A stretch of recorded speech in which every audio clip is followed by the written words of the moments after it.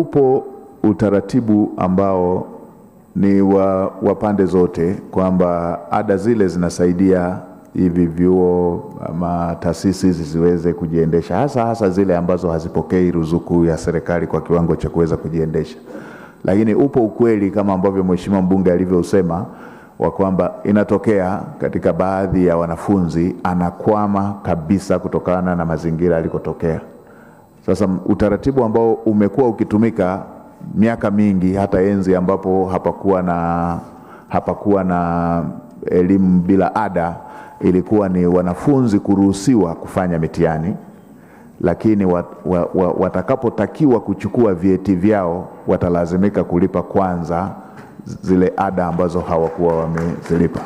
Kwa hiyo nielekeze taasisi zetu za elimu kuzingatia utaratibu ule ambao umekuwa ukitumika wa kutokuwazuia wanafunzi kufanya mitihani, kwa sababu mitihani ni jambo la maandalizi. Mwanafunzi anakuwa ameshajiandaa, yuko tayari kwa ajili ya mitihani, na jambo la ada sio la kwake, kwa hiyo anapata adhabu kutokana na hali halisi ya kimaisha ya familia yake.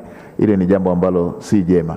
Turejee kwenye ule utaratibu ambao mitihani ikifika wanafunzi wafanye mitihani, wapimwe, kwa sababu hicho ndicho hawapimwi kwa ada, wanapimwa kwa maandalizi ya mafunzo walioyapata, na utaratibu ule wa kwamba atakapohitaji cheti chake lazima awe amemaliza mahitaji yote ya kimalipo ambayo alitakiwa kuyafanya.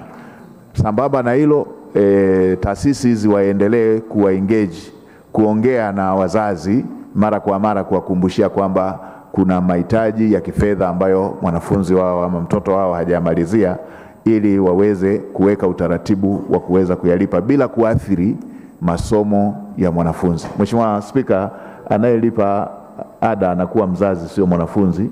Kwa hiyo mwanafunzi jukumu lake ni kusoma, na vyuo pamoja na kuzingatia ukweli ule kwamba vinatakiwa kujiendesha, vinatakiwa kupata fedha hiyo viweze kujiendesha, utaratibu mzuri zaidi ufanyike ule ambao uliendelea kufanyika. Mheshimiwa Spika, serikali itaendelea kuongeza fedha kwenye upande wa mikopo ya elimu ya juu na vyuo vya kati ili kuongeza idadi kubwa zaidi ya watoto ambao wananufaika na mikopo hiyo. Mheshimiwa Spika, tangia serikali ya awamu ya 6 ingie madarakani, fedha zinazokwenda kwenye mikopo ya elimu ya juu zimeongezeka kwa takriban mara 2, kutoka bilioni takriban 400 hadi bilioni 900 na ziada, jambo ambalo tunaamini limeongeza pia idadi ya wanafunzi wanaonufaika na mikopo. Nitoe rai pia kwa wanufaika ambao waliwahi kunufaika na mikopo kuendelea kurejesha, ili serikali iweze kuwapatia wanafunzi wengi zaidi wigo wa kupata mikopo hiyo na kunufaika na elimu ya juu.